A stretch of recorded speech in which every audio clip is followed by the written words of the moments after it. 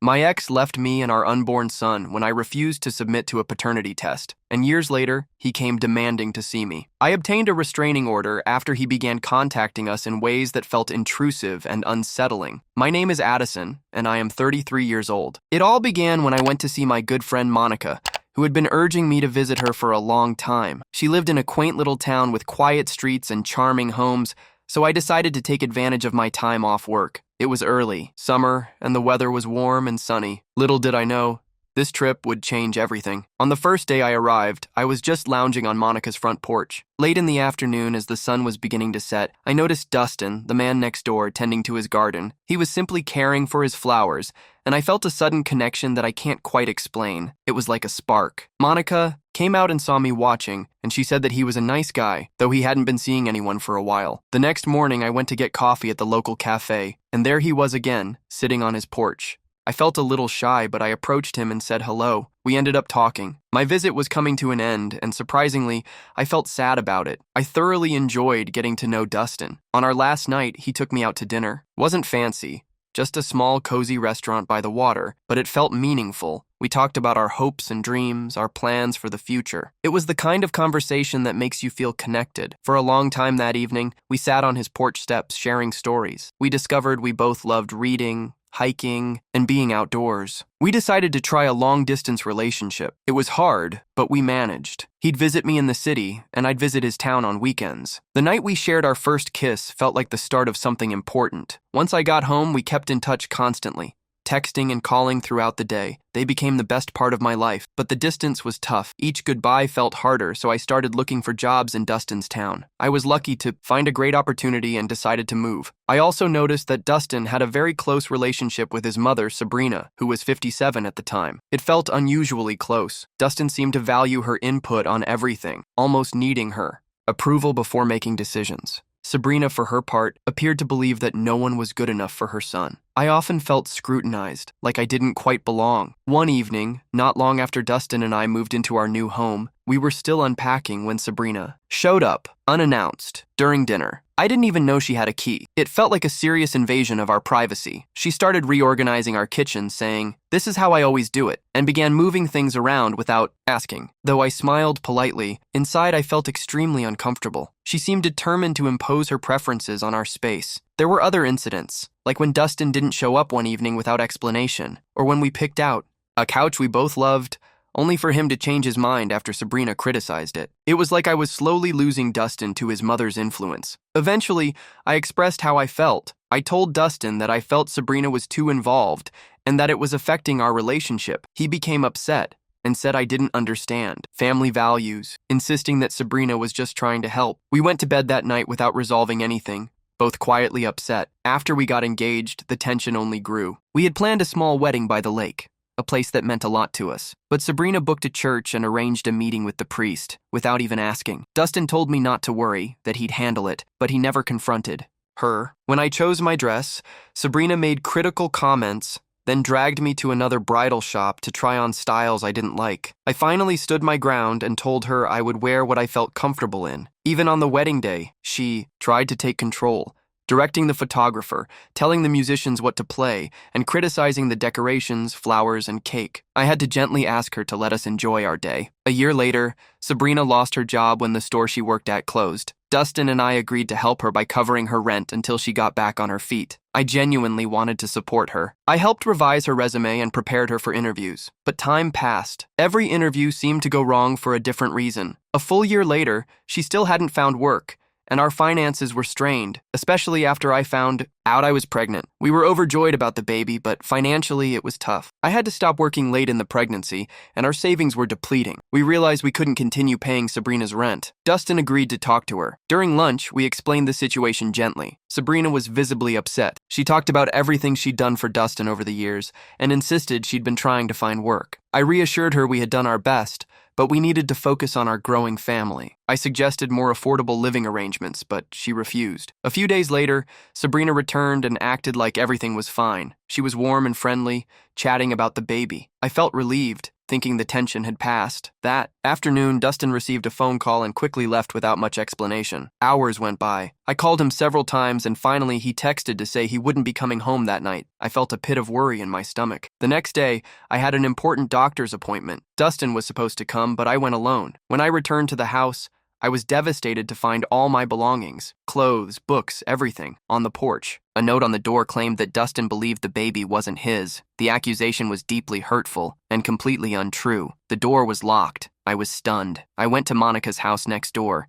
Shaken and barely able to speak, I explained what had happened. Monica was just as shocked and confused. She told me she'd heard some commotion but had no idea what Dustin had done. I received a text from Dustin with a photo of me talking to a man outside. The man was simply someone who had visited to drop off some paperwork. I texted Dustin in disbelief, trying to explain. He refused to listen. He said it was over and wanted a divorce. It felt like I was being erased from my own life, dismissed without a chance to defend myself. Then Monica told me something that left me speechless. Sabrina had been spreading rumors about me, telling people I was untrustworthy and unfaithful. I stayed with Monica, heartbroken and lost. I didn't know where to turn. My parents were far away, and I was nearly 9 months pregnant. I finally called my mom, and without hesitation, she told me she was coming to be with me. I felt so relieved that she was on her way, and with her, help. I found a small, affordable apartment nearby. It wasn't ideal, but it was safe, and it was a place where I could begin to figure things out. I used what little savings I had left to pay the deposit and the first month's rent. My parents were wonderful. They were very supportive, both financially and emotionally. They helped me with some necessities for the baby because they knew I was in a difficult situation. I felt so grateful for their support, but I also felt ashamed because I hated having to rely on them as an adult again. I kept blaming myself, even though I knew deep down that it wasn't my fault. I went into labor without Dustin and he wasn't there. My mom was by my side the entire time, and I gave birth to a gorgeous, healthy baby boy. Even after the birth, I kept attempting to get in touch with Dustin, sending him pictures of our son in the hopes that perhaps he would respond. But Dustin was completely silent and ignored me, refusing to acknowledge his son or even consider a paternity test. It was as if he had erased us from his life. The final blow came when I received divorce papers. I knew I had to protect myself and my son, so I had no choice but to hire a lawyer. I felt overwhelmed by the entire legal process, but I was determined to do what was best for my child, so I asked her to add that. I hoped that seeing his child would make him see reason and make him feel something. To my surprise, Dustin signed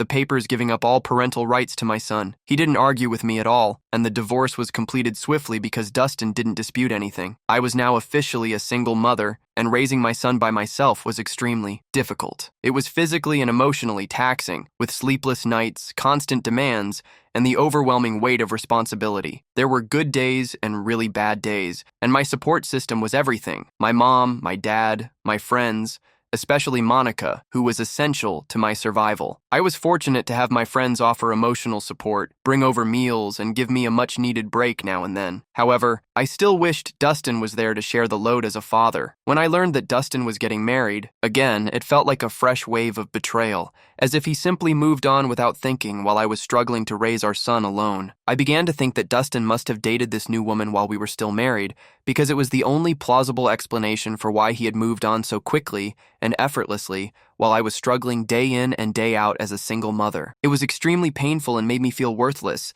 and I gradually began to recover with the help of my family and friends. Financial necessity forced me to return to work earlier than I would have liked, so it was a constant juggling act between work and being a single mother. My parents were wonderful, helping out with the child. A few years later, while attending a work conference, I met Martin. We clicked right away and he made me laugh. However, I was wary because I was still dealing with the fallout from Dustin's betrayal, and I wasn't sure if I was ready to trust anyone again. Martin was understanding and patient. He never pushed me. He gave me the space and time I needed. He understood that I had been through a lot. We began spending more time together, and over time, I gradually allowed myself to open up to him, to fall in love again. I finally found the happiness and stability I'd been longing for when Martin and I decided to get married. He embraced my son as if he were his own, creating a strong, loving bond with him. After a while, we had a small, intimate wedding attended by the people who loved us the most. Martin looked at me and my son and told me that we were his family, and he told me that he loved us very much and that he would always be here for us. Years later, out of the blue,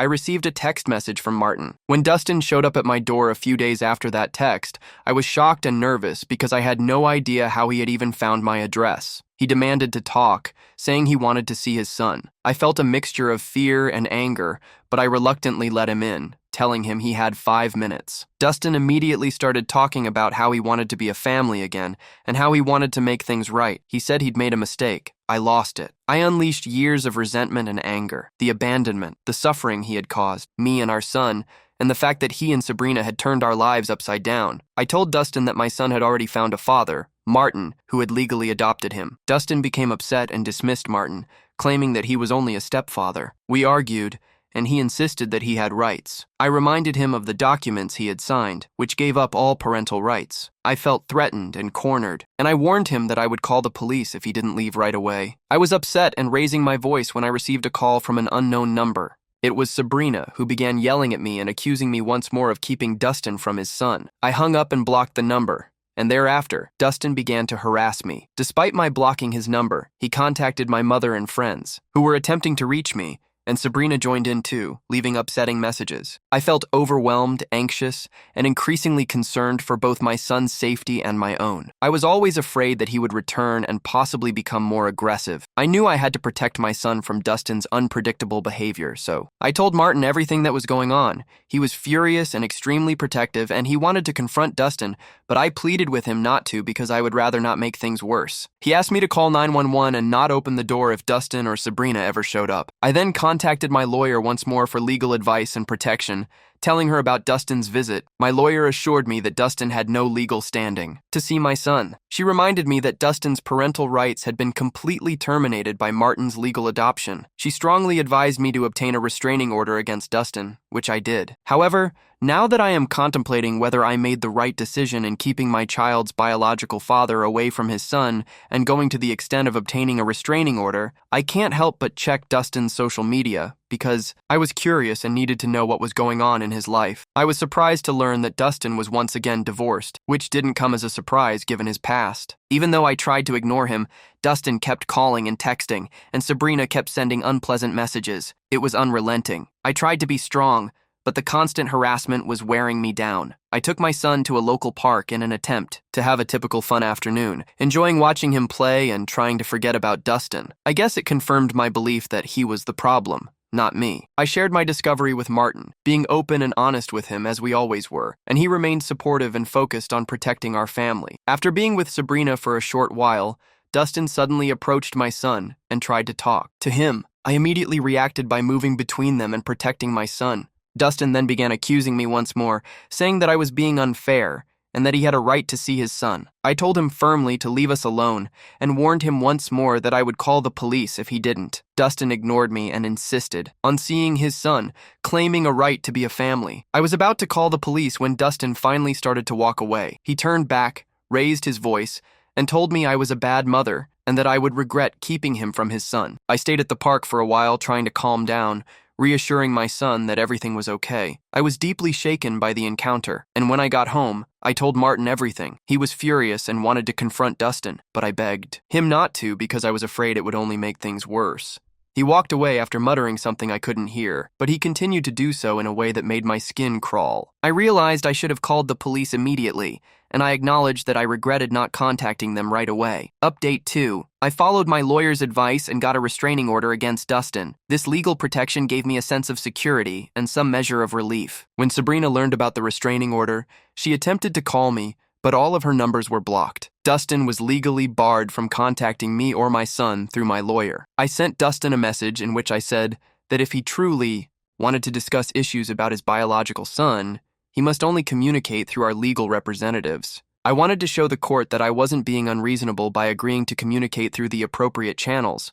So we set up a formal meeting between Dustin, his lawyer, and myself. My lawyer clarified that Dustin had no legal rights to my son, and that any attempt to contact me or my son would violate the restraining order and result in immediate police involvement.